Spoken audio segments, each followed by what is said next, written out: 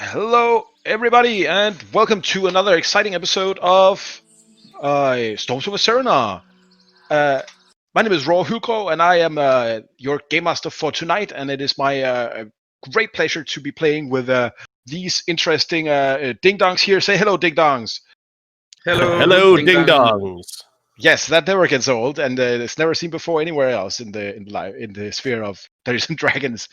So, last time we had our brave heroes. We they had just found out that there was indeed a lot of slave trading going on in the hot sands of Camps Pasadar, and they have tracked an operation to the southern part of the Spring of Two Rivers, where they saw a uh, a ship with pirates. One of them being an apparition that they might not have seen, but that the players correctly identified as a mind flayer.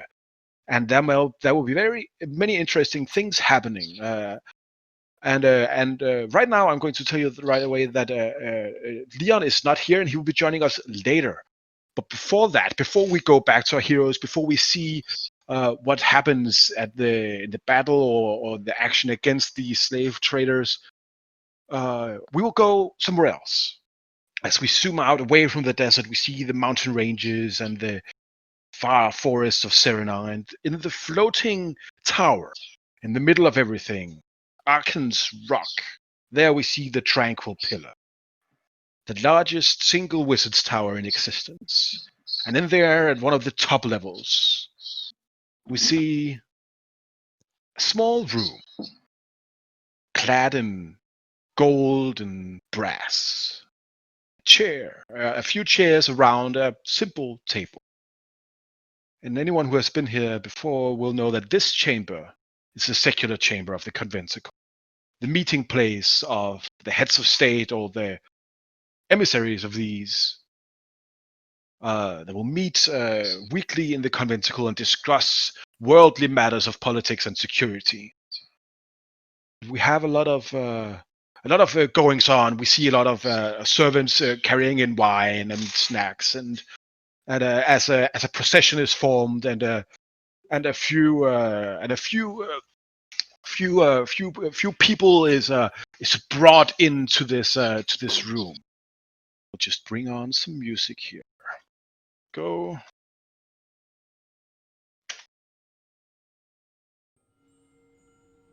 All right. You see a lot of these magisters milling around with the notes and documents and scrolls, and as the bronze bulwark soldiers are aligning the gates, and you see a herald that chimes a bell, and as the bell chimes, he announces to the room, "Please stand for Margrave Albrecht Sauerdach of Nurath's 18th Borough, emissary of King Michael II of Ethuria to the secular chamber of the conventicle." And then the Margrave enters. Jonas, what kind of man is this Margrave? The Margrave is not that tall of a human man. He is wearing this very beautiful and elegant green cloak. On his head, he wears it's like a pointy hat with maybe 16 to 20 feathers from it. He has green eyes, and his shoes are very, very shiny. All right. As you go in, you take your seat, and you see the documents have been readied for you, and your favorite or your preferred drink and stuff like that has been readied as you sit down at this very, very mundane chamber for such a glorious place. And as you follow the procedure, and the next ambassador is called in as the herald stands up again, and he chimes the bell, gong, and he says, "Please stand for Consul Ascarian Marius Argentii, Ambassador of His Imperial Majesty Cato III to the secular chamber of the conventicle." And Alex, another person enters the room. If you would please tell us who. So he's a high elf, quite a tall man. quite old for a even for high elves, and also kind of the advert for high elven male pattern baldness. He's kind of got a sort of very sort of thinning hair on the top. It's kind of sort of greased back. Side profile, he's kind of hunched over, and he kind of looks like a question mark, and he's just moving very slowly. Kind of wearing a mixture of sort of cream and almost sort of burgundy purple sort of robes / tunic. I'd imagine he kind of shuffles up. He's probably already got a wine sort of goblet in his hands, and Perfect, shovels up to the chair. And rather than sitting down, he just waits for somebody to pull the chair out for him. And of course, a footman like runs out. A pretty young high elf, your footman, comes out and says, "Consul, please," takes out your chair. Oh, yes. Yes, thank you. And as the chair is brought back, the next ambassador is announced by the footman.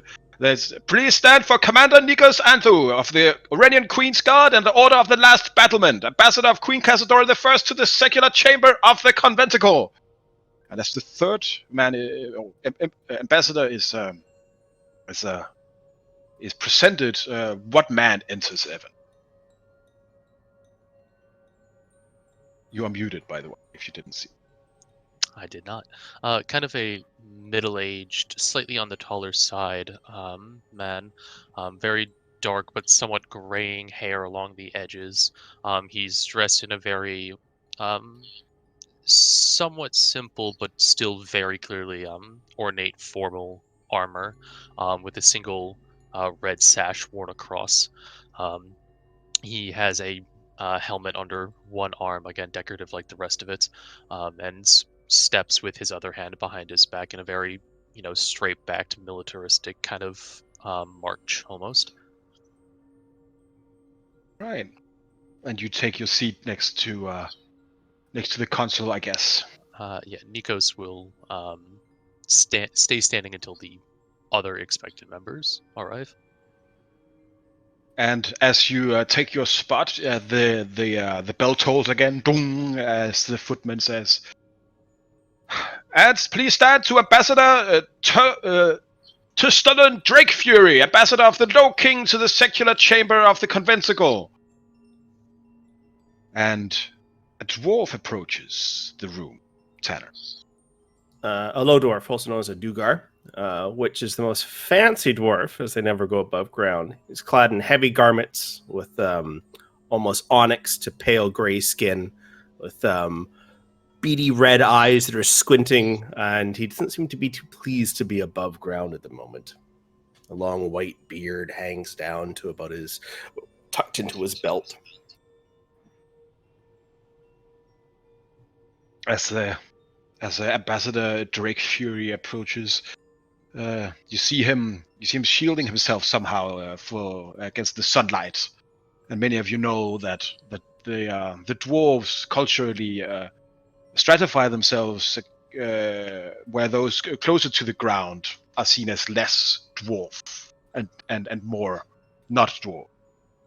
Or the deep dwarves or the Duergar are seen as a cultural elite.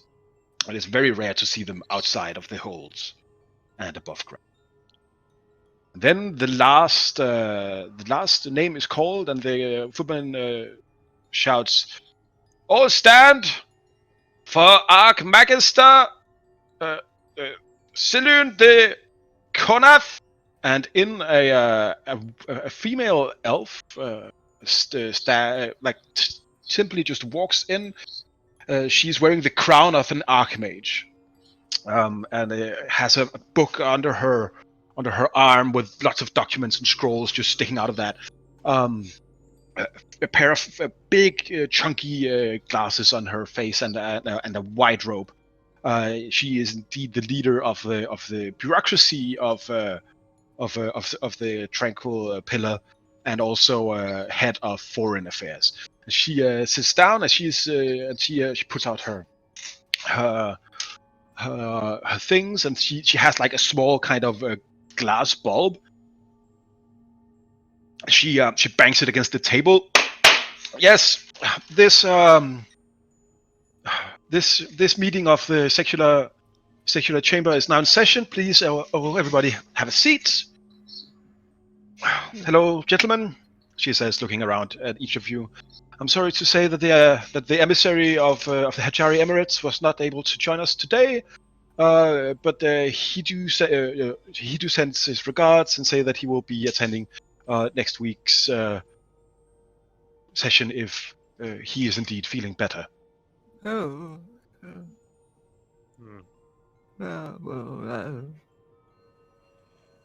She Right. shuffles her papers.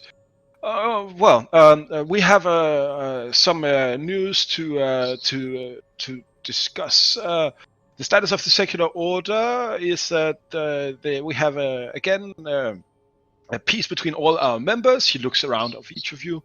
And there are no negotiations or disputes between the individual parties to be settled. Is that so? Well, I mean, no more than usual, I guess. Fine. She scratches off. Does anyone want to bring anything to the chamber, or do we want to continue with the agenda, gentlemen? Let's get on with it. Agenda first. Yes, of course. Let's not waste anybody's time. We're all very busy people. So, yes, onwards we should go, if you wouldn't mind. Of course not, Consul. Very well then. Status has been confirmed. There is nothing to be ported. Everything is fine. There's no disputes to be settled. Very well. Next item on the docket is items to be brought to the attention of the secular chamber. There is still a situation of conditional contradoxy in the northern kingdoms, an item that is also on the later docket that will be discussed in full at that point. But as per tradition, that is still a status in the world that needs to be dealt with and keep constant vigilance eye to. We cannot have alien inferences and influences corrupting the minds and peoples of Cerenar now, can we? I have been instructed by Ambassador Drake Fury that the last incursion of the abyssal wretches beneath the Himdural and the Kragar holes has been contained and fought off. Congratulations with that, Ambassador Drake Fury. I hope that there will be medals going all around. There's no need for pleasantries. Continue. Of course, sir. Anything else? There has been a large earthquake in the Khans Kalar, but it seems that is completely natural for now. We have the conventicle people working on that.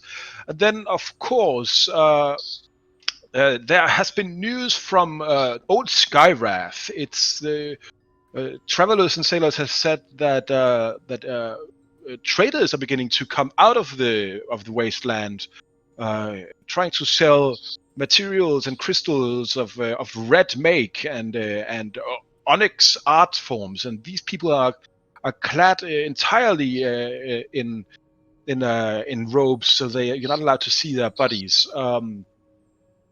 The conventicle is watching this with interest. Do any of you have any news to bring about these so-called travelers from the burnt land? No? Very well. I am quite excited about what Commander Nikos has to say, because it is his lands that are closest to this sky wrath, right? Well, no, if you remember correctly, it is in fact Dwarven land that is closest to these passings. Or perhaps then I Imperial sent lands. my deepest apologies. That was a mistake. Maybe you, Ambassador, has any news? No news to report. Oh, It is altogether strange and new comings. Very well. I will, of course, keep the chamber updated if we have some new kind of magic artifacts or whatever of the tragical fate that befell old Skyrath. We will, of course, put it on the docket for later discussion. Very well. Onto the discussion of the day. As she looks in the notes, this is the 48th time that this issue has been brought to the attention of the secular chamber. That is the maledicta of the gods of the so-called gods of the Northmen. As I stated before, the northern parts of Cerenar is right now in a state of perditional contradoxy. I'm very sorry. They are, as what is known to us right now, in a state of servitude to an order of gods or alien beings of unknown potential and strength, which is, of course, seen as an existential threat to the rest of Cerenar. We have, or the secular chamber, or the polities of Cerenar has not been able to reach a consensus of what is to be done about this perditional contradoxy, and that is why it has been brought again to the table of the secular chamber. We will, as usual, gentlemen, go through the room, and I want to hear the positions of these alien worshipping Northmen. I want the positions to be heard. If you have any motions to present or any solutions you want to put forward to a vote, you are allowed to do that as well. In order of seniority, then, Consul Argentii, will you take the floor first, sir? Well, yeah, thank you. I mean, I can't stress enough that these just monsters, with their superstition and their idolatry of these so-called alien maledictors, they are, by all means, a blight. And I'm sure I don't need to remind you all of the frequent raiding along our northern riverbank from these savages. I can only suggest that we enforce at least some strict sanctions upon these dirt dwellers before they get any more uppity. I believe that was the word that our good emperor himself used when we notified him of in our most recent council meeting. And I would suggest maybe some kind of, at least, restrained, albeit, active, punitive military action. I've heard good reports of the strength of the Rafurian regiments of recent.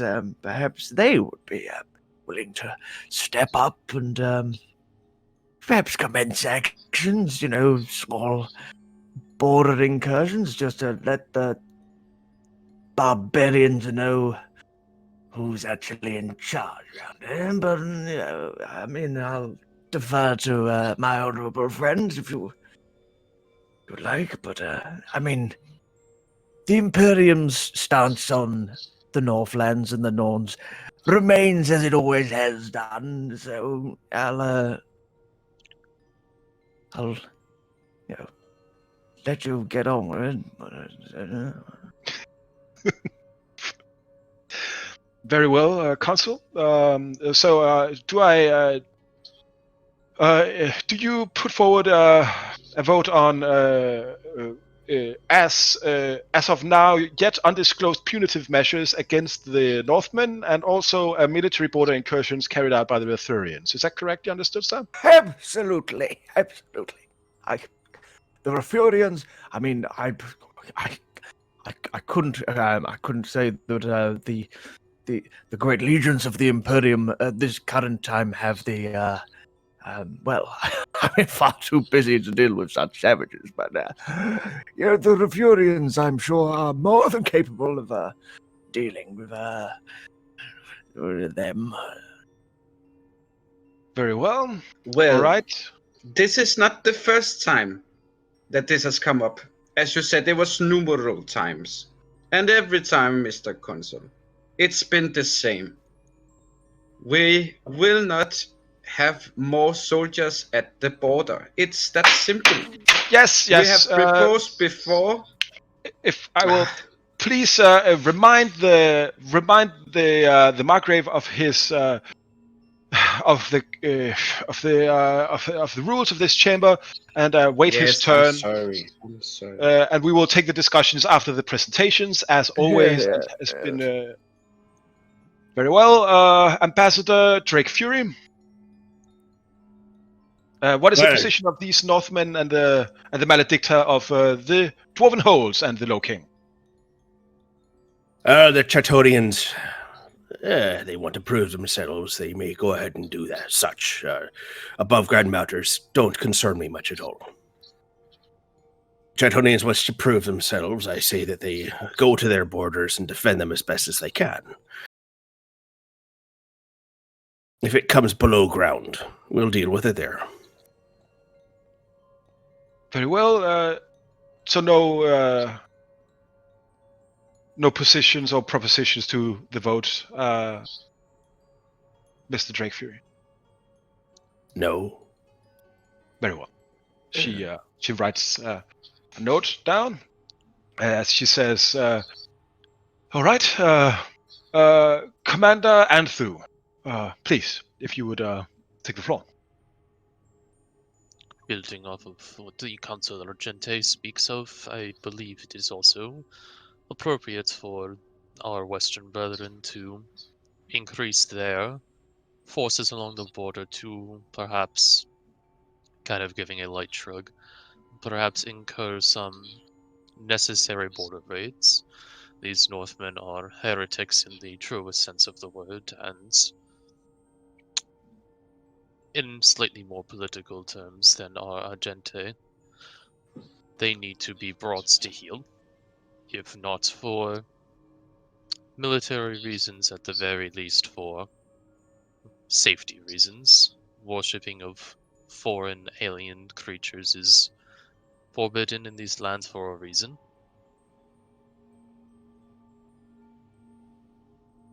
So you second the proposals of the consul. Do you have anything else to add, Commander? No. Yes. All right. And now, of course, Margrave Serdok, you are more than welcome to state your position, please. I bow yes, this has been, as I said before, numerous times it has come up. And the king has no interest in war. The peace is just too profitable. And I'm actually thinking of maybe taxation instead of the people coming to trade. We can call it an amber tax. But more soldiers, it only creates problem. And Mr. Consul, it's been your position every time. Commander, it's quite typical that an Iranian would like to just opruste, Increase military spending. increase military spending. You don't have to see enemies everywhere you look. So no propositions to the docket or any votes. An amber tax, is that a vote you want to propose? Margrave? Yes, and the king, I'm sure, will be happy to share amount of this taxation to the other countries if it is indeed of interest. Very well. All right, our positions have been heard. We will now commence into discussion. Any points or arguments that the countries wish to bring forward? Yes. Well, please, I would please my honourable council member from the Aurelian contingent, perhaps. Go ahead. Kind of giving a curt nod over towards that man. I would like to bring up the points you wish to trade with these Northmen and provide taxes to bring them to heel, but he kind of like looks around the table. They don't have a representative here in this council for starters. So what makes you think they would be willing to be brought to heel through such passive means? These men are... I see enemies in these Northmen because they are enemies, as the good Council Argente spoke of moments ago. They raid across borders savagely, killing and stealing where they can. They worship false idols against the law of the Arcanum. They are enemies, and they share your border. And it concerns me that you think taxes on them when they have, well, how should I put this?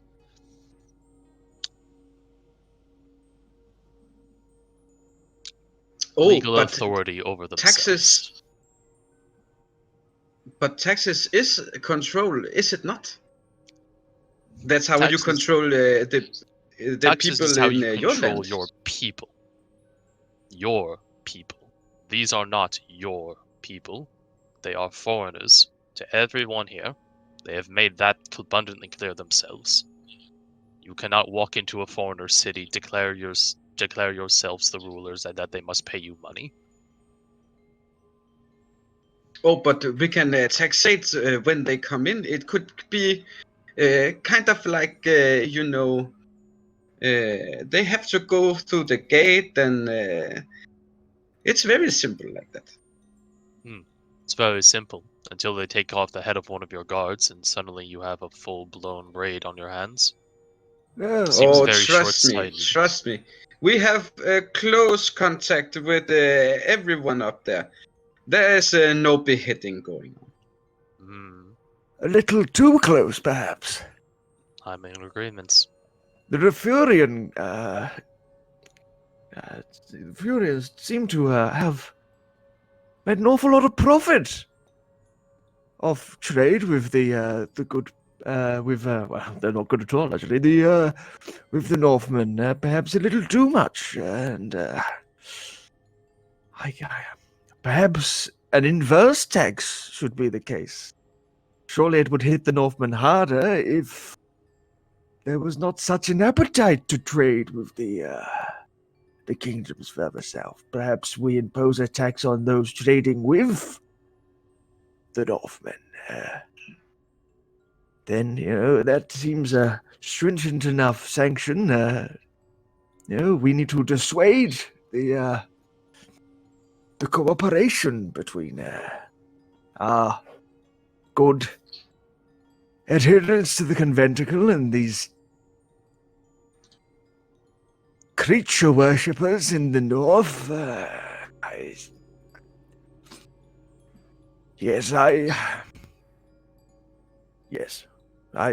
take my seat again.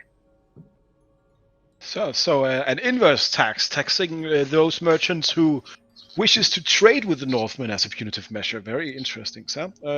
Absolutely. Maybe even going as so far as to declare an official embargo on these Northerners. One would agree. So, what are you exactly proposing? Because I'm very interested. Margrave, I have a question for you. What is it exactly that these Northerners bring to trade with your people?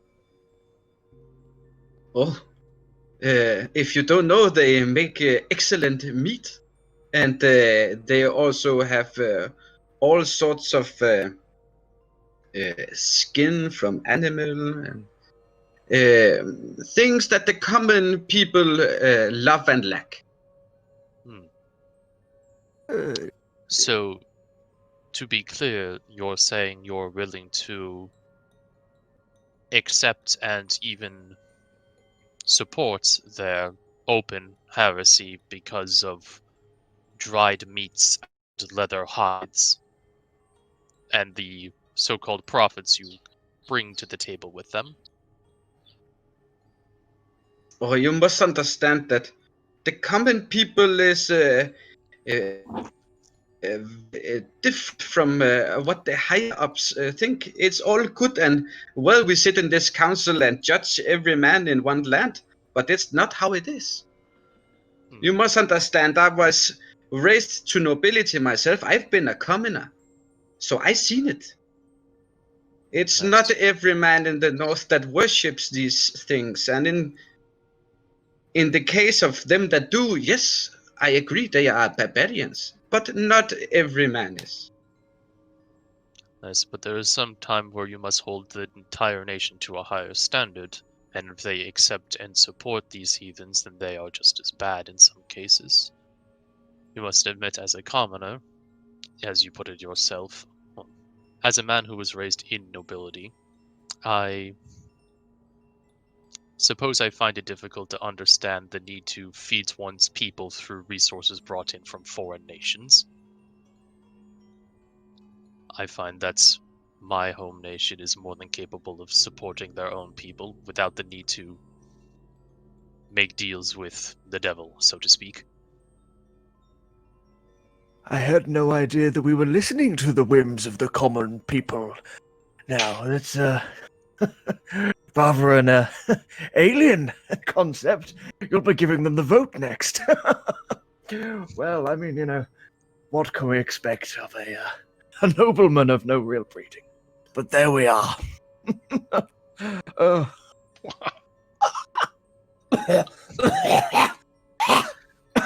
Sorry. I apologize for my common background, but I Apology will accepted. I will heed your proposal in the sense of a reverse tax. To me, that is a fine compromise, and I can also assure that all foreign idols of god worshipping will be confiscated at the borders. If that maybe suffice the commander? I think that is a very potent first step. However, I would also like to propose in combination with this that there is a, shall we say, outside observer to ensure that this process goes over smoothly. Perhaps someone from the conventicle or from the Imperium, some out of state officials, as I would put it, to ensure that the peasants you're so proud of will do the jobs that they are given. But then I would like to extend an invitation to Aurenia and have them oversee if they are so nervous. They will Well, be our guests at the northern border. Well, if you extend the invitation, and you would give these men the authority to enforce the laws that you are agreeing to now, then certainly. I see no reason to deny this invitation. It will be a cooperation. It would seem pertinent to the Cavodian delegation that a checks and balances were kept at least on the confiscation of such items. We need to very, very strictly control and observe the flood of this filth into our lands. I can assure you that our border legions are second to none in protecting our good people in the Imperium from the filth that flows from the north, almost like it flows down. But perhaps we would be willing to at least on a consultancy basis, provide one or two high-ranking Legion members to assist in the setup of and policing of this. I will would not. also- I would not presume to bother any Catonian with such a simple task. Oh well, you're too kind. Thank you. I mean, it was, it was just just we didn't really want to do it, but thank you. I assume that all your taxation here will be, well, void from my holds in the north. The Low King himself believes that these dwarves are dwarves first and alien followers second. And if you're thinking of war in there, you leave the dwarves out of it. Oh, war is a very strong term. Any attacks then? Just some minor military action across the border, just to let the Felf know what's going on. And I can assure you that once the trade has gone through, the taxes will apply to all. I don't think we need any special measures to any members of the council. I mean, of course, your holds benefit from the tax exemption that we had between the Imperium and yourselves, and I'd hate for that to get in the way, or to fizzle out. Should you disagree with the proposals put here today? I mean, as I've said before, the holds have ever been strong allies with the Imperium since the conflicts, at least. But you stand to make a lot of money off of us, and so I wouldn't throw it away by wanting tax exemptions from these Northmen. Yes, I'm sure the income is negligible. The steel that we buy from you is second to none.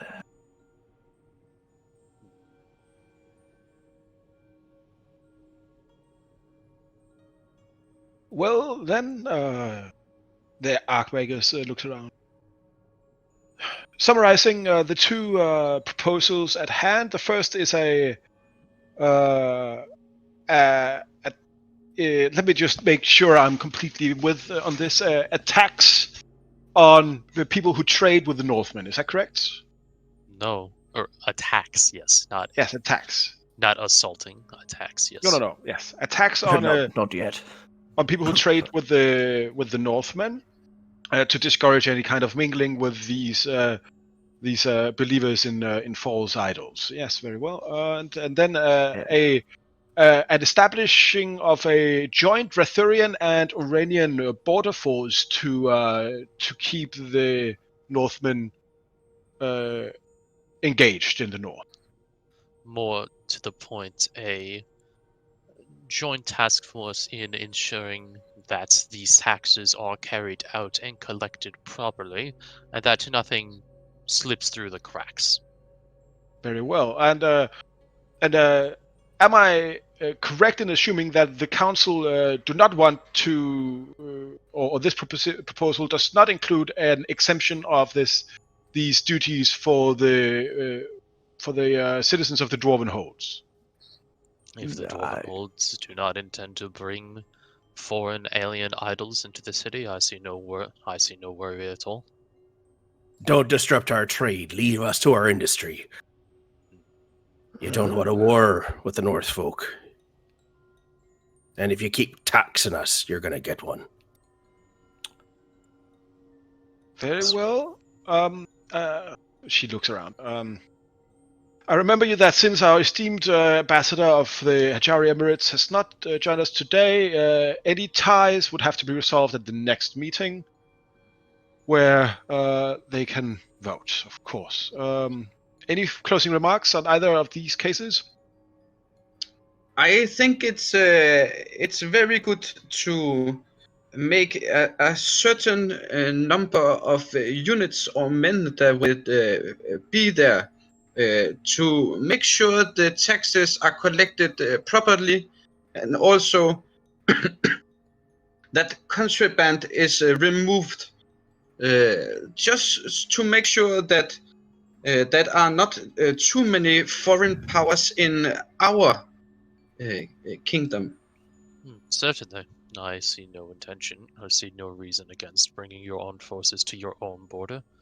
In fact, I have no intention of bringing more than a legion's worth of bureaucrats, more than anything, to make sure this goes smoothly. I have very little intention of bringing any military forces at all. That is acceptable, very acceptable. Very well. Maybe we Yes. again rely on the tranquil pillar for the destruction of said artifacts in the event of their confiscation. I'm sure we can all agree you've done a fine job in the past at wiping that filth off the face of the continent. Naturally, all maledicta and contraband in the eyes of the conventicle will be dealt as, according to Statute 14.9 of the Code on Magical Items and Infused Artifacts of miscellaneous kinds of attunement to otherworldly realms. Capital. There we go. Yes, indeed, funny. Shall we go on then to the first vote to the establishment of a tax on anyone who trades with a Northman. A tax of right now.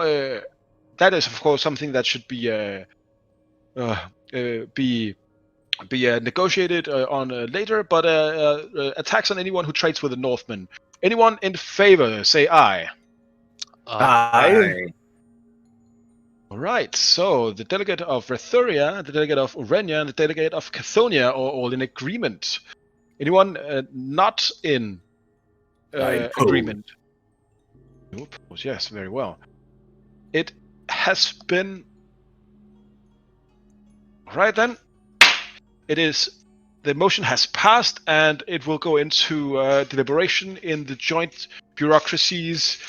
You can expect to hear more when real proposals have been made on specifics of these taxes. Now, there's a second proposal of a joint military force on the northern border of the Kingdom of Rethuria to enforce the said tax before. Everybody in favor? I would still like to Aye. clarify, this Yes. is not a joint military force. This seems to have been misunderstood twice now.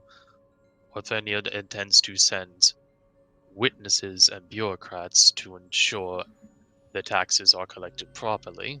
I do not intend to send an occupying force in any regard. Very well. Clarification: a military operation overseen by international observers and bureaucrats, chiefly from the Kingdom of Orenia, to be made in the northern parts of the Rethurian Kingdom to enforce the said tax.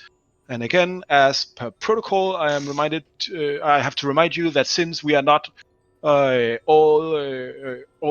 since everyone is not present, any ties will have to be resolved in the next meeting. So everyone in favor of the military operation? Aye. Aye. Very well. And everyone in opposition? Oppose. Well, something has happened today, gentlemen.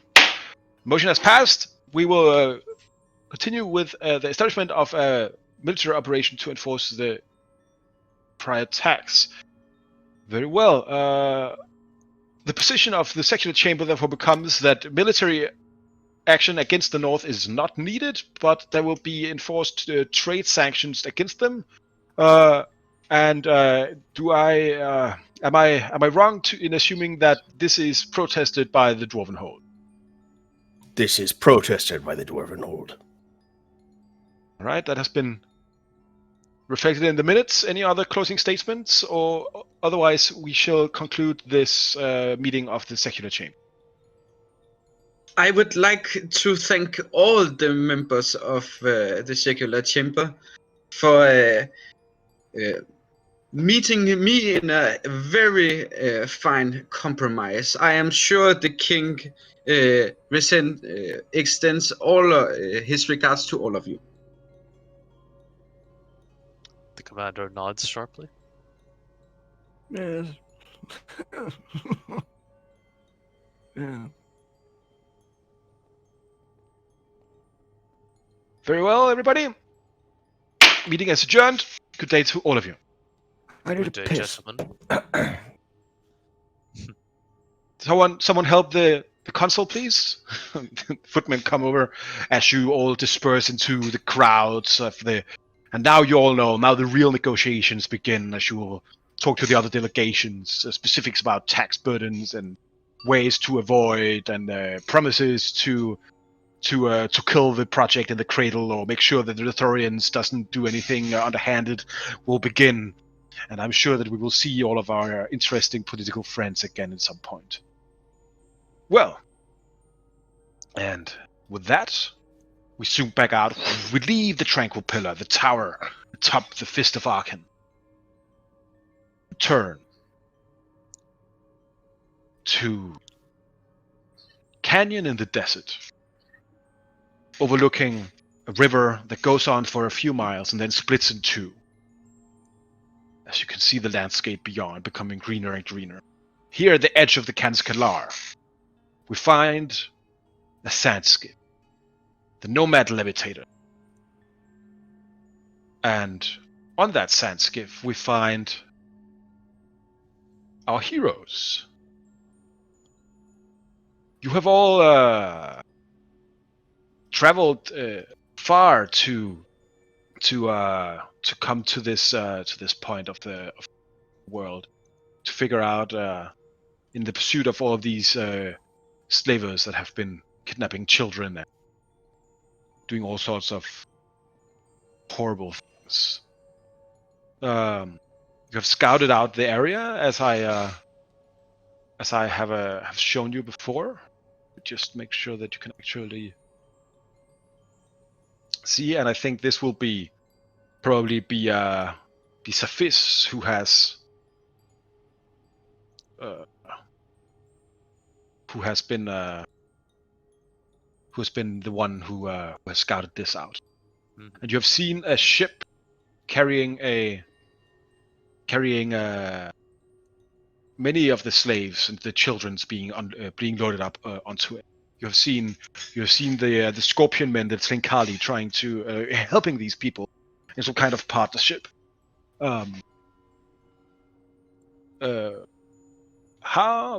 Where do we find our heroes? What are you guys doing as Safis returns with this information?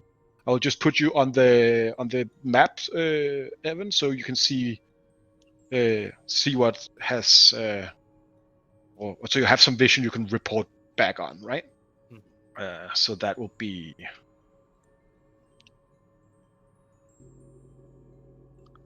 Right. Wait for that to load.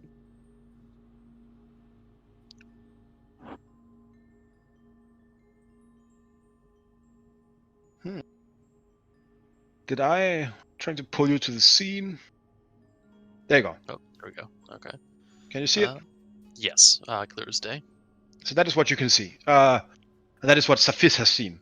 All right. So I ask you not to move your token. Yeah. So. Okay. So for clarification, what I can see is these three scorpion folk, and on the ship I can see this strange alien-looking captain. Does he seem to be a captain? Yeah, he seems to be in charge at least. Okay. He's wearing a triangular hat and is going around as if he owns the place. Can you please give me an Arcana check? I certainly can try. Players.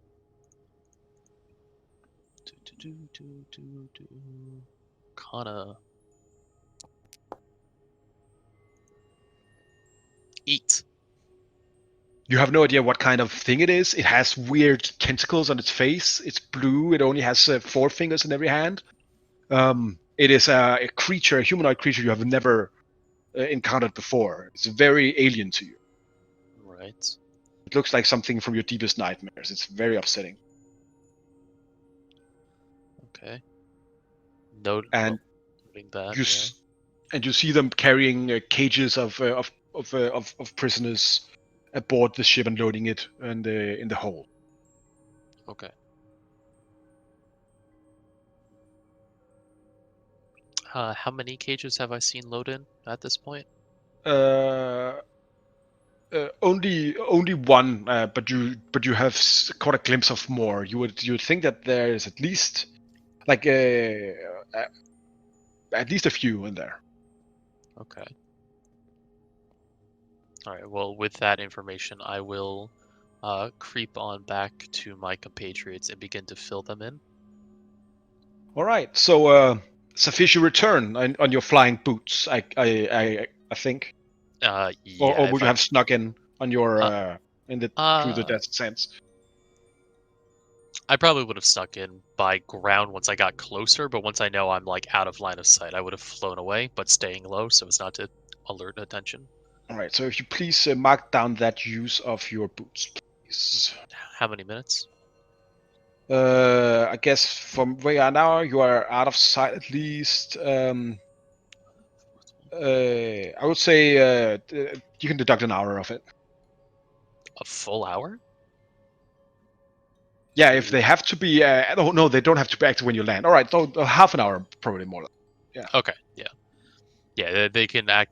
I can activate and deactivate them at will, and it's Yeah. a minimum of 1 minute. So half hour to. Okay, that sounds good to me. Yeah. All right. So yeah, I will do that, and I will inform my compatriots of what I have seen and what is here.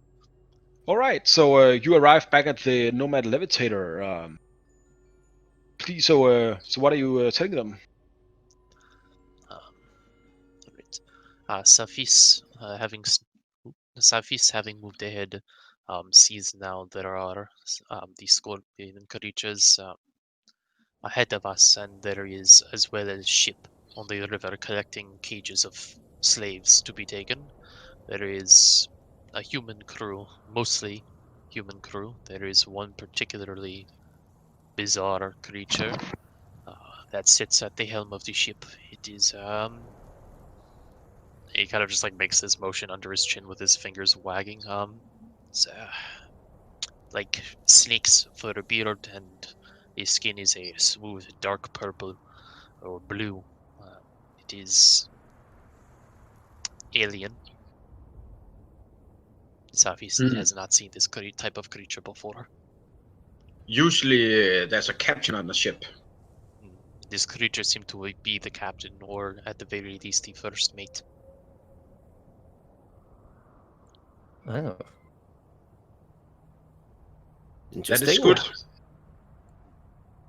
And how many did you say there were in terms of numbers? Not just Noodle Face Man, the rest of them. Safis could not tell how many crew there were per se. There was a lot of movement both above and below deck. Maybe half a dozen plus the captain, this creature. Safis knows there are to be about half a dozen as well as scorpion folk moving and dragging cages throughout the area. And did you say what was in the cages? We'll see. Slaves. What was in the cages? Slaves. People. Oh, goodness. Well, could be our it could be the rest of our slaves. It could be, Aust, that you should do the same thing as the last fight, where you ran like the wind into the midst of it. Well, I mean, it's possible. Perhaps we all creep up a little bit closer and just take a kind of get the lay of the land a bit, make up find up a strategy. Perhaps maybe we don't. What time is it now, by the way, during the day? It's around 2 in the afternoon. Oh, it's literally that time there. Fair enough. My bad. Okay, so we've got a couple of hours, and we've got like quite a few hours until sunset. Fair enough. Yeah. Well, the sunset won't matter if the description of the creature you gave me is accurate. That, my friend, is a mind flayer. That is a creature of, twisted places, usually from the Underdark itself. They can see quite far away.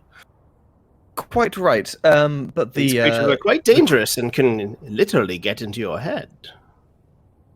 What? Well, I wouldn't have Literally. any experience of that. Yeah, so the diet consists mostly of actually brain tissue, grey matter, to be precise. That's disgusting, but fair enough. Granted, but it may help with the rest of the crew. We want to at least even the odds, ever so slightly. Well, we must make sure, even though the scorpions are there, the scorpion men are there, we must focus our attacks on destroying the mind flayer, as it's probably controlling those creatures using its thoughts. Couldn't agree more. These scorpion creatures, again, they're around the edge of the encampment rather than within it. Is that correct, Mr. Safis? The encampment is more a small pier dock on the side of the river, so the answer is they are in it so much as they are moving things throughout it. Ah, okay. I was wondering whether we could pick them off in advance. Fair enough. There were some outliers, if we were to approach from a different direction, that we perhaps could kill silently before spreading our trap on the ship itself. Could always be worth doing. I mean, I'm sure and nobody's in doubt of your stealth capabilities, Mr. Safis.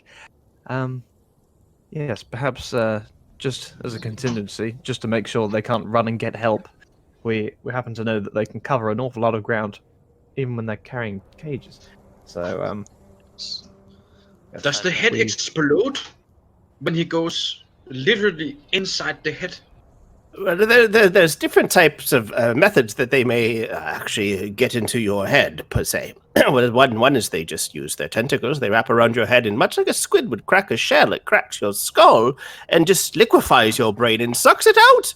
Or they also have powerful telekinetic psychic abilities that will actually create a blast of force in front of you that could even cause paralysis to you. They're quite dangerous and, well, through and through slavers. I've had hangovers similar. Well, there we go. Oh, I assure you, this would be a hangover you will never forget. I'm sure. But I agree, we should probably focus on taking out this fellow as swiftly as possible.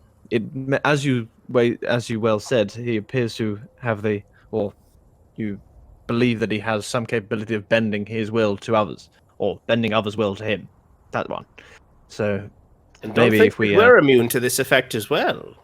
Get close, you may be under its influence, or my under willpower is pretty good. So we'll see about many that. have said that before facing the Illithids. That's another name for the mind flayers, clever creatures. Oh, well, there we go. But yes, perhaps we leave the ship here, move a little closer, and see if there's anything we can take out of the equation before we go in, all swords blazing. I like the idea of all swords blazing.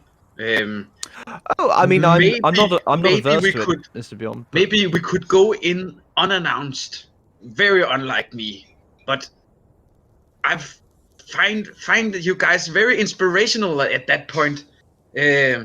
Maybe I could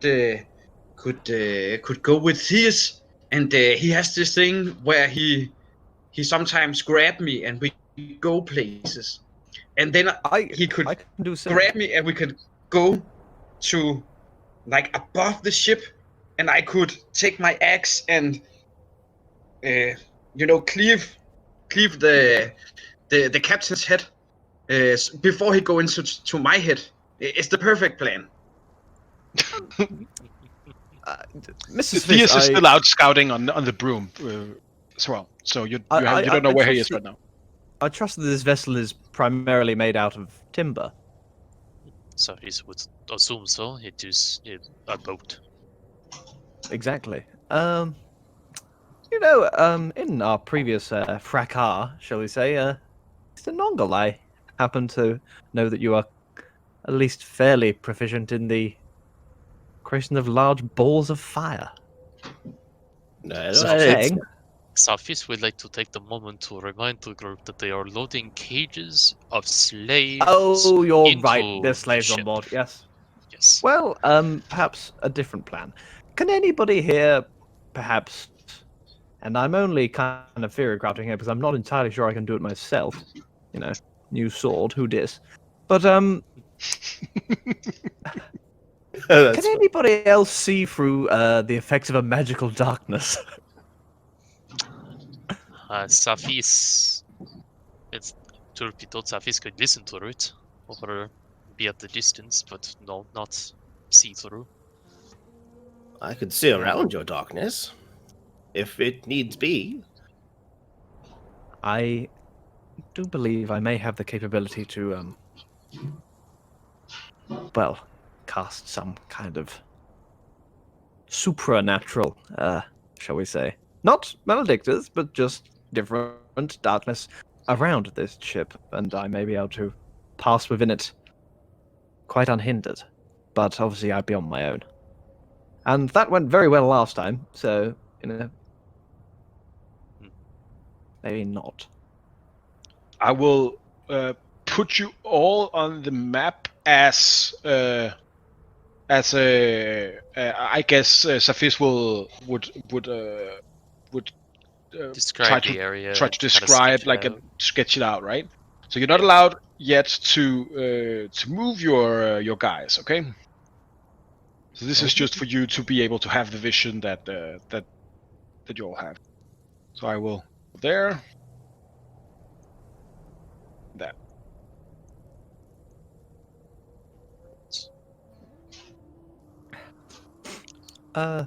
Mrs. Fizz, what's your tactical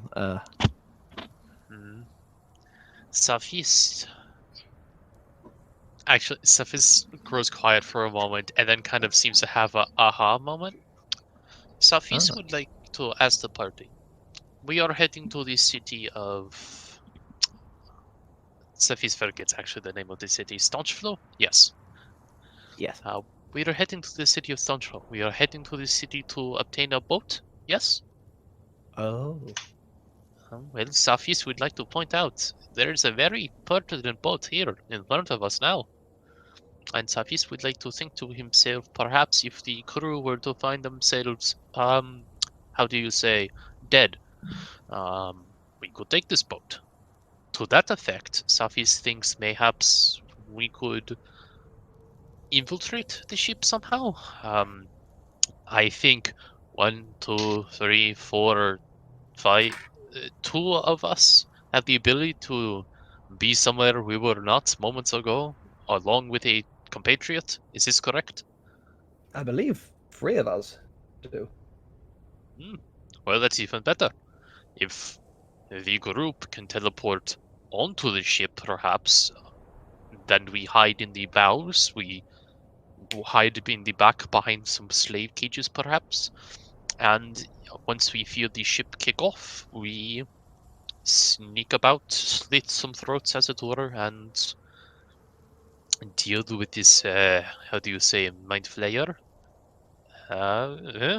Suddenly we have a ship, we have a crew, we have a captain, he says, indicating Bjorn, and we sail them to the edge of the river, let them off in that city, and make our way out to sea. Safis thinks this is killing several lizards with one spear. Well, we should take the levitator as well. It took some time to build and create that. Maybe we could have 2 ships on the water. Safis GM doesn't think or the, DM, would the levitator be able to be a marine vehicle? Yeah, you're pretty sure it will float, and if it wouldn't, you would be able to fix it up pretty easily, I think. Okay. It is buoyant. You're pretty sure about that, and so with minor modifications, yeah. Well, this way, if we were able to get the levitator into the water and meet this ship via sea, that's one option as well. But A boarding action. True. But Safis thinks, well, it is a very nice vessel you have crafted for us, Mr. Convectical. It is. Safis thinks it would be better to take the ship for long distances. More storage, better for longer trips, and more fortified against storms. It's the things you do perhaps you're not right. typically see in the desert. It's just a shame to have it go to waste. We'll have to destroy it. Well, Safis would like to Perhaps- point out it has not gone to waste. In all fairness, it is allowed us to get here several days in advance, and in fact see this happening before us. I would also point out that the slaves on board the ship probably aren't from Staunchflow. So there is a possibility that perhaps any slaves that we offload off said boat could take the levitator. Oh, From Safis there. meant to offload them at the end of the river. We are very far right. upstream right now. Well, we we should would have find to- out where the slaves are from, and then they can Yes. they can decide Absolutely. where they're going. Now, remember, this mind flayer is capable of controlling minds, so it may control the mind of the slaves, or possibly even be able to see through their eyes, or some such thing as divination magics allow. Perhaps stowing away on the ship, being unseen. We'd have to be unseen by everyone. And this ship, the Perha- size you describe it, is not large enough for us to hide successfully on a ship full of slaves. Well, Safis. I believe points that to this. Master Bjorn is correct. Frontal assault directly against this creature would probably be best. If we can get him over there quickly enough, he can But- destroy the creature. A frontal assault doesn't necessarily need to happen here. Perhaps we, as you said, this levitator can go on water. Perhaps we wait until they cast off, hunt them down on a smaller, faster ship. And how board many them how when many there's brains less will have been swapping. eaten in that time by this mind flayer? I mean, Safis would like to say how many people will be held hostage and executed if we do a frontal assault. We know these creatures are. Speaking of the scorpion folk alone, let alone this mind flayer, that they are willing to kill to save themselves. Safis thinks a frontal assault will only result in as many casualties to the slaves as doing this with the ship. Safis, maybe this plan. also, If we are unconfident in our abilities to hide on the ship, perhaps following like Odstead from a ship on land down the coast of the river ahead of them even. After all, it is a river, there is only one direction they can be going. we can always block the river with the boat further downstream. Safis Stop thinks this them. is exactly it. Hold them. We can Yes. even, Mr. Nurgle even crash the ship or sink it in the river such that it is obstruction, killing two lizards with one spear. And from there they were forced to stop. They were forced to perhaps disembark and clear this wreckage, and in that time we again perhaps teleport on, charge on, fly on, do what we will, and assassinate this captain or first mate, and then deal with whatever comes after that. Also, I mean, these slaves are in cages, so I don't think they're under the direct control of this. There's also that. But Well, they can Um, be at a moment's notice. I assure you. absolutely, but I mean, and excuse me for my lack of knowledge of these creatures, but surely they can't eat them instantaneously. I mean, No, this but may be a floating buffet, but he can't get through too many. well, he could with at will destroy all of them at once. I'm sure with his powerful abilities. Something tells me if he's loading them onto a ship, then I don't think that's in his best interests. Well, He seems if to be feels- transporting them somewhere. If he feels threatened, he may just do such a thing. Well, That's then, why he needs to be taken out quickly. yes. Self-is Yeah, there will be casualties. I think the most important part is to destroy them all, so this will never happen again.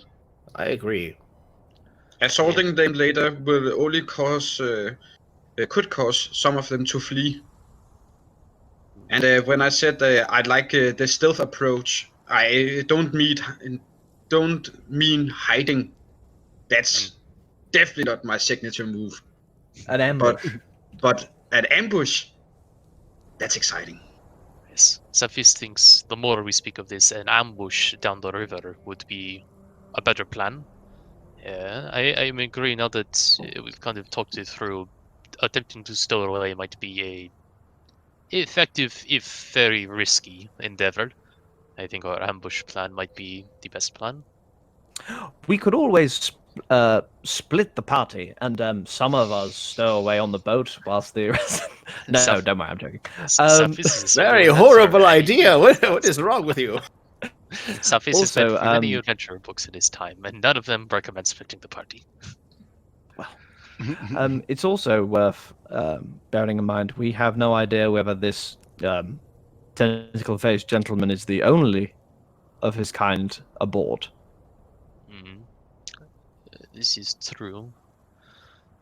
That said, though, once again, we are forced to make some assumptions. Information will Agreed. never be perfect, and we know at least one of them is present. And Safis thinks if more than one of them is present, then you gotta just give us a shrug. We will kill that one as well. Yes, and if there is more than one present, then we definitely want to be out of this small cove. Yes. Safis I'd agrees. It is dealing with the Scorpion folk plus the crew plus any of these mind players is a danger that is not Unwise. necessary. It is Agreed. much more efficient and effective, I believe, to do this ambush. Well then, But gentlemen, isn't we it better agree. to leave some people to their fate, to rescue more in the end? If I think we wait. if I think we these wait until Scorpion the people ship is are fully allowed stocked. What people? The people that are being loaded on if the these cases. Scorpion Yes. people is allowed to enslave more people down the road, then these people might be a small percentage to what is in the end being I don't know, sacrificed or something horrible, eaten their brain. I don't know. I So can't So, what I'm Safis- proposing Yes, go ahead. is instead that Theus does his thing.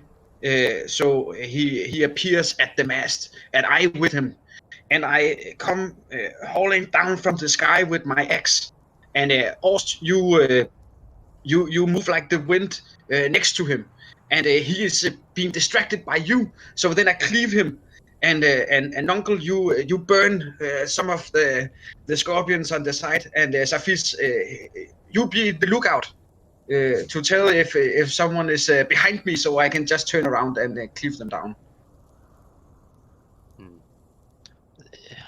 The issue Safis has with this plan is what if you miss? Or Theon misses.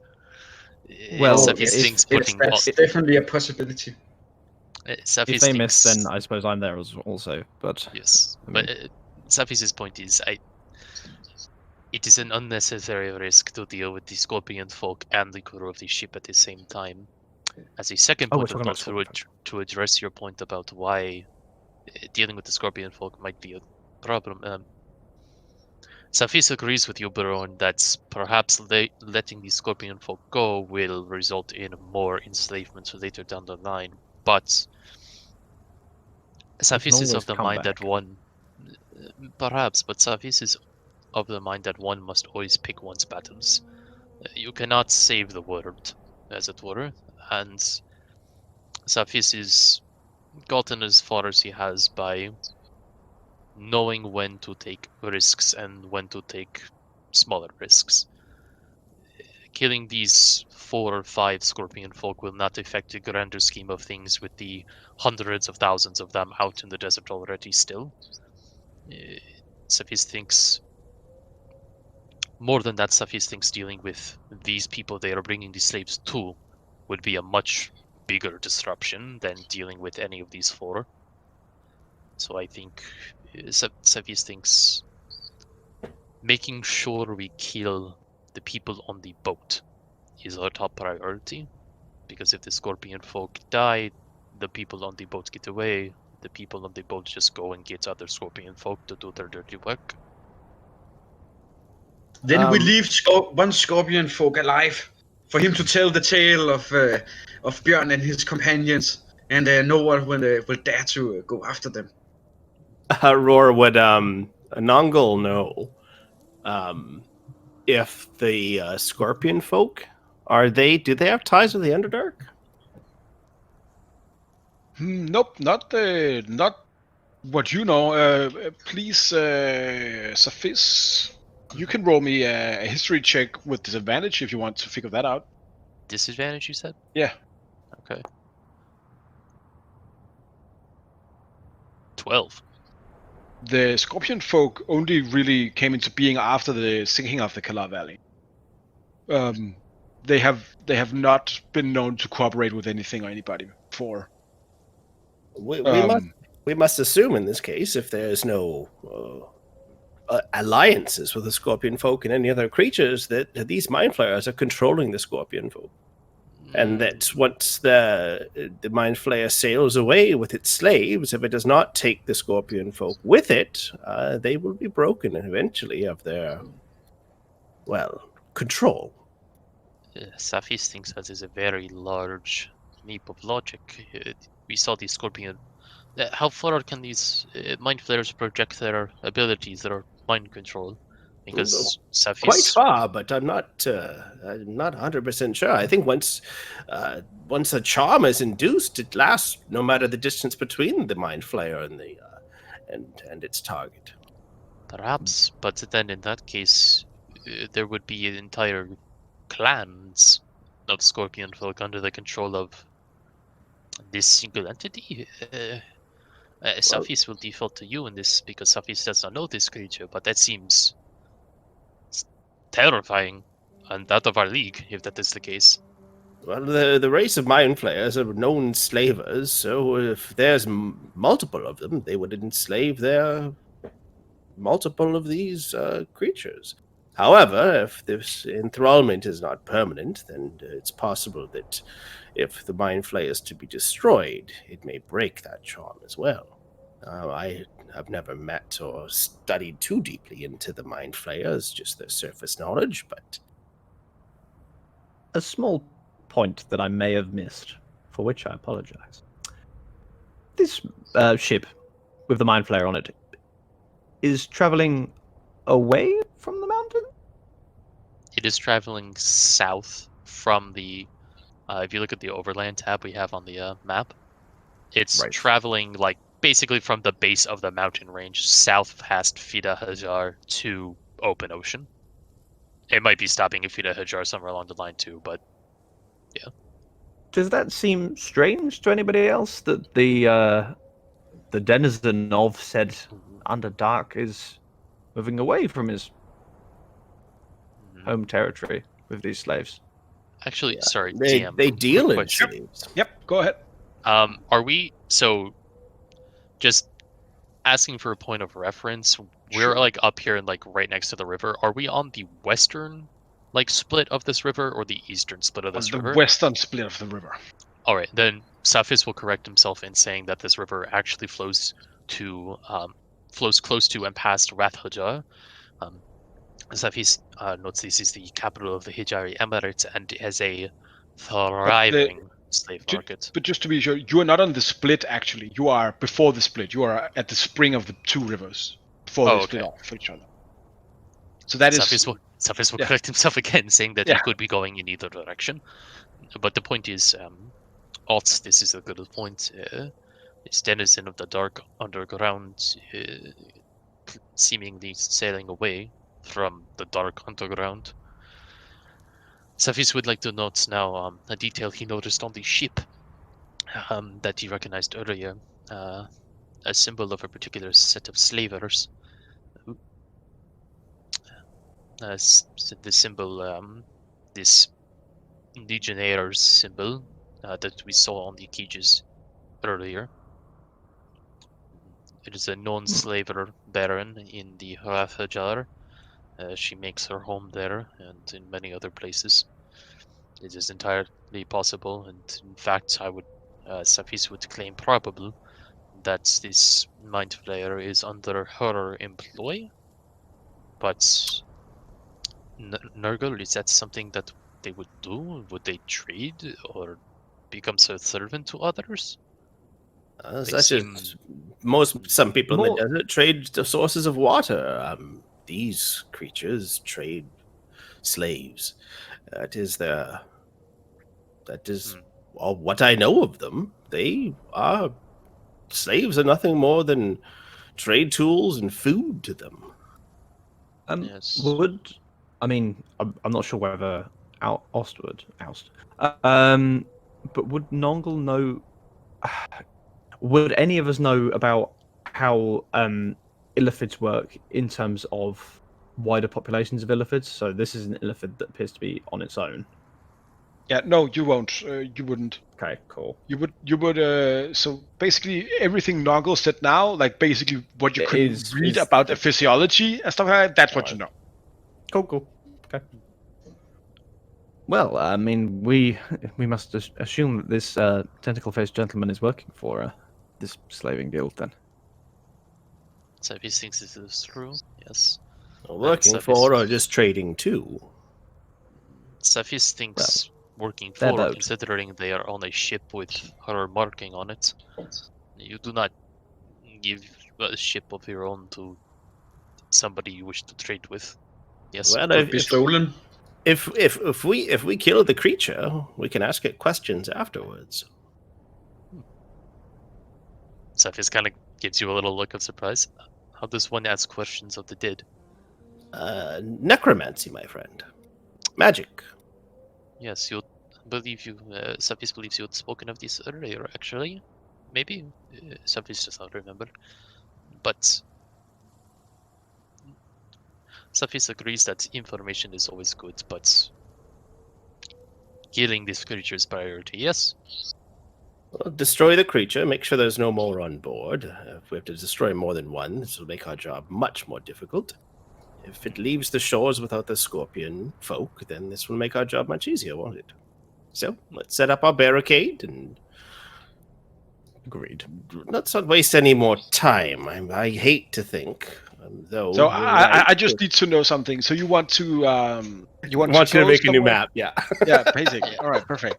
So you want to block the ship after it has cast off. Okay, Yeah, I Yeah, think we the general probably wanna idea. that's fine. Yeah. I'll just find a river canyon. That's Yeah. completely fine. Yeah, Yeah, we probably want to move far enough downstream that we are not within kind of alerting distance of this area. It's also probably worth keeping an eye on like what path they go down. Because we can't. We have to know if they're heading toward Rath Hajar or Fida Hajar. To block the river appropriately. Yeah. Oh yeah, like, Cephis is going to be able to. Yeah. You can fly up and eyeball that from miles away, right? Yeah. sure. Yeah, I mean, I Bjorn. have. Yeah, Cephis could do that. With your in-depth knowledge of the nautical arts, would you happen to know how fast this vessel would be moving downstream? Cephis gives another fresh description. Bjorn, if you give me please a just a straight up intelligence roll with proficiency. So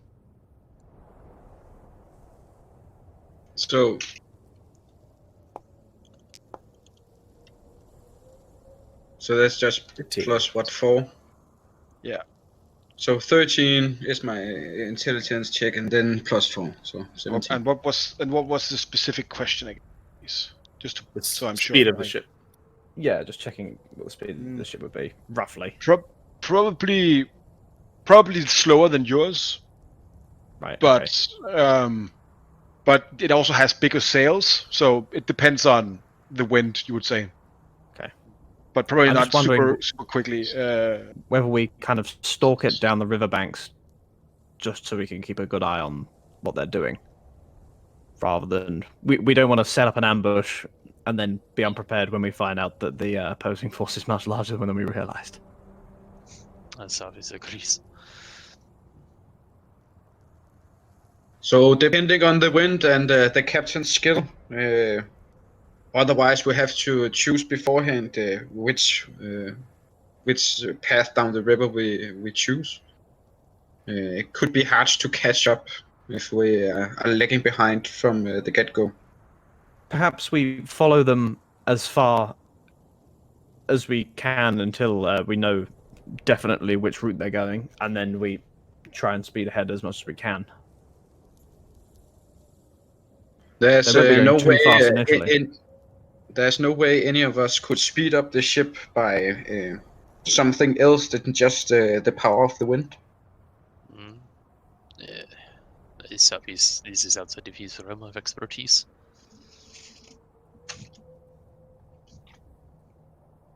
Noggle thinks. No, I think that the ship will need to be. We have an advantage that we can move along the ground quickly enough and then create our barricade there. If our plan is to hijack the ship afterwards, we could use the gnomish levitator as rubble. Agreed. I mean, once we're on the ship, it really doesn't matter if it's moving or not, I guess. We just have to get onto it. Correct. And if we're already ahead of them, then barricade or no barricade, we can at least fairly easily transport everybody aboard.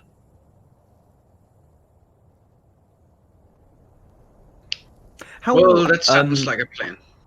How wide is this river in terms of like it like in terms of its volume? Is this a particularly wide river? Is this kind of a fairly It's a canyon, right? So we'll have different Right. kind of places where it's broader and places where it's okay? where it's more shallow. You probably would want to find somewhere that is a bit more shallow. I mean, we could. if If you we're want to, teleporting on, then it doesn't really matter like how. Yeah, we need to find a narrow deep it is, I passageway. guess. Yeah, So- we So unfortunately, a narrow passageway would be the deepest, right? yeah, usually, or it depends. Sometimes, So if we want shallow, we need a wide berth. In that case, to set up a barricade would be difficult. So we'd have to set up an ambush in that case. Now, if it's narrow, not only can we block the passageway with a levitator, it will be deeper, but it'll block the passageway with a levitator, and we can also attack from the cliffs as well. The issue with making the barricade, of course, is in the event that we, of course, will prevail. We then have to remove said barricade. Oh, leave To that to me. continue on. It won't be difficult at all. Oh well, I mean, in that case, carry on. Won't be the first time I drag the ship away. True. all right. So, what is your plan? Do we want to go narrow or wide river? Narrow, right? Narrow. All right. So we wait until the ship goes to a narrow canyon, narrow-ish canyon, a place where we can block it with a levitator. We'll ride ahead, go block that off, and then we'll spring a trap from above. I would say we jump down from the canyon because either we're flying or we can use our dimension doors, right? So Yep. So That's Theus can get Bjorn down. I can get myself down if needs be. I'll probably just stay up on the canyon. There's no reason why I would get into melee unless I need to heal someone. Yeah. And then I'm not sure how Ost, are you capable of teleporting, or do you want to be down on the wreckage? I will want to be down there. I have numerous ways of teleporting down there. Perfect. Okay, so we start from the cliffside. We'll set the blockade, and then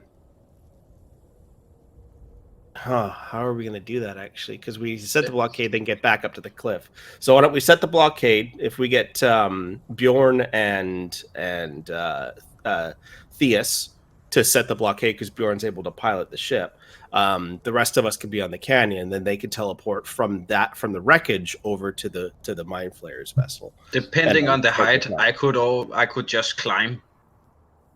Yeah. But I have a DM question. Yes. Sorry. Yes, go ahead. Was there anything, Tanner? Before No, I no, just no, interrupt no. you? Oh, okay, cool. So, rage enables me to be resistant from piercing, slashing. What is your ruling on height damage falling from something? Falling damage is bludgeoning damage, meaning you have resistance to it when you're raging. Cool.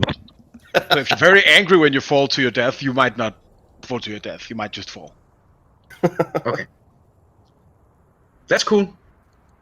That is super cool. All right, so just let me summarize the plan because I have to narrate this, and I just finished a very crude map I made in like 30 seconds.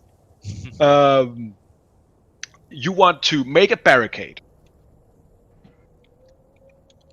to stop the ship, and then you want to teleport on and board it and take it over. Is that correctly understood? Yep. And we will Alright. be positioning ourselves on the canyon. Besides Bjorn and Bjorn and Theus will go up there as well.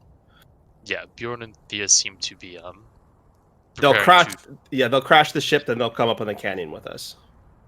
Sophis, please give me a survival check, please. to note their chances of survival from this plan. He is the ambush guy. Oh That's how- no! So double one, that's a fucking great I'm plan. good. Let's do it. I'm gonna Wow. use my inspiration to reveal all that. Fair enough. Right, I have one inspiration left. 2 natural ones. That is so horrible. Oh my god. Another natural one. Wow. That's It's destined. actually Yeah, this is What? going to be a fantastic plan. Oh Alright, yeah. god.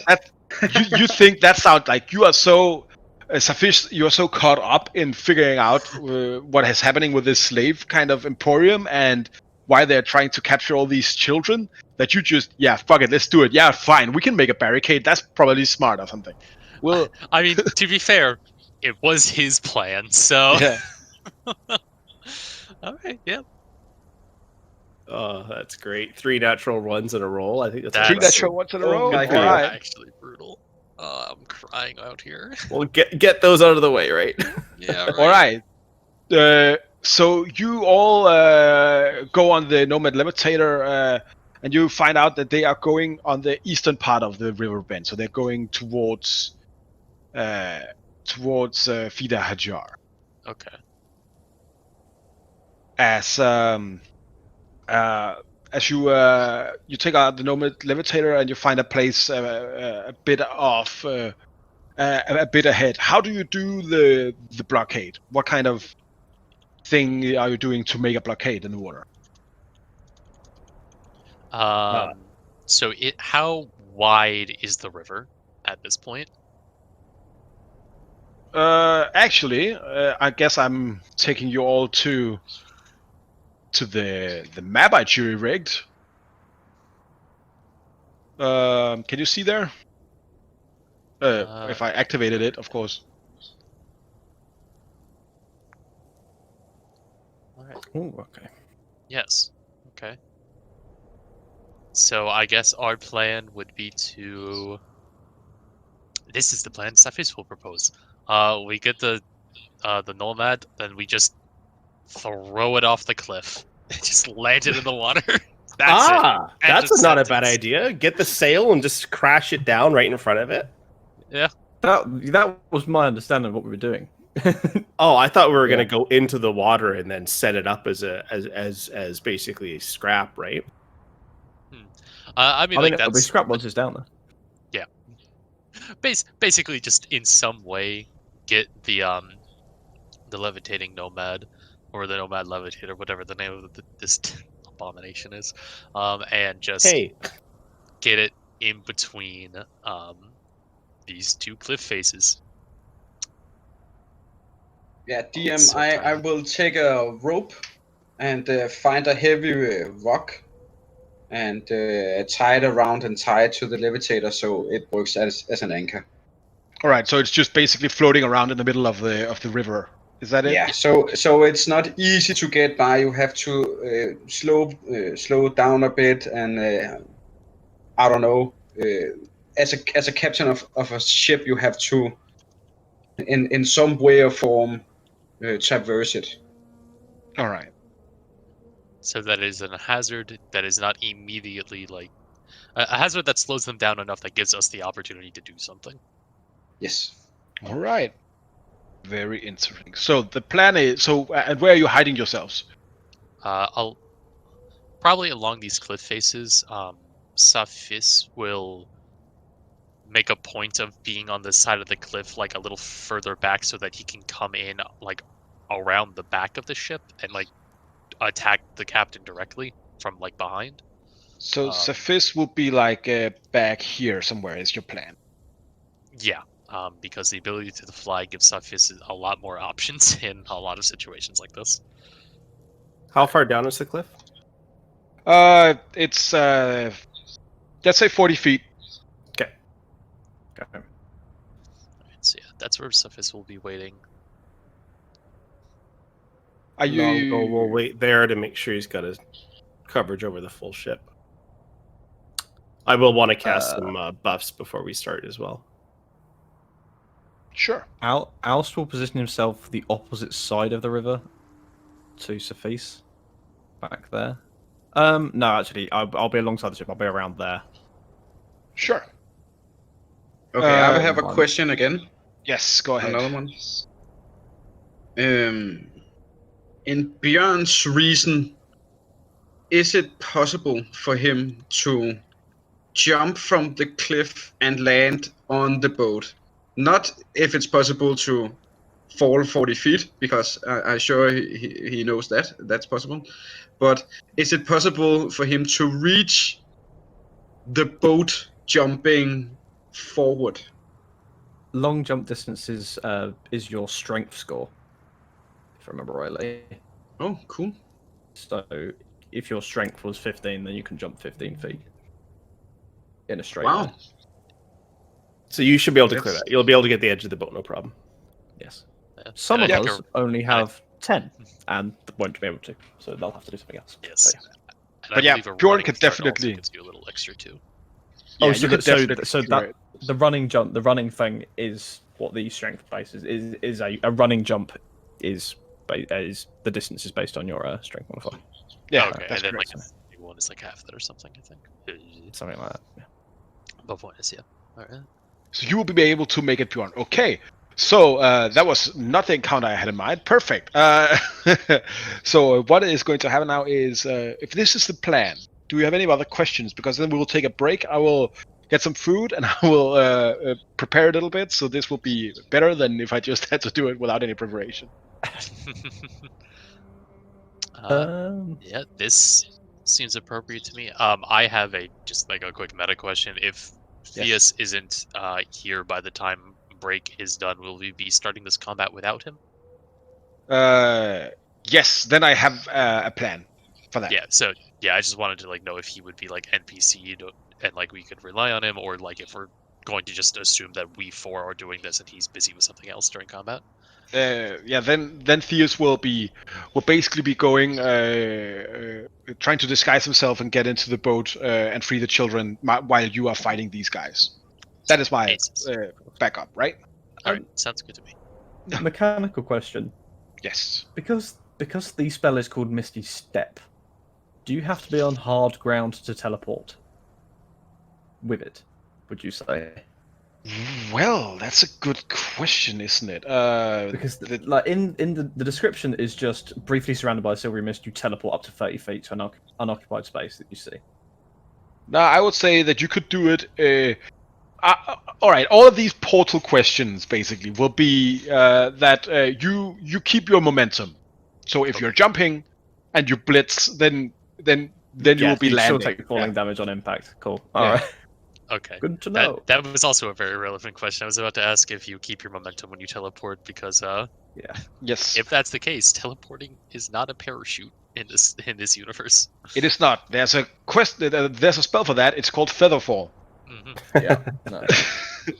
I have 3 different options. So I was just I have 4 different options for this. Yeah. So I was just checking. Actually, no. Oh, I'm sorted. All right. And then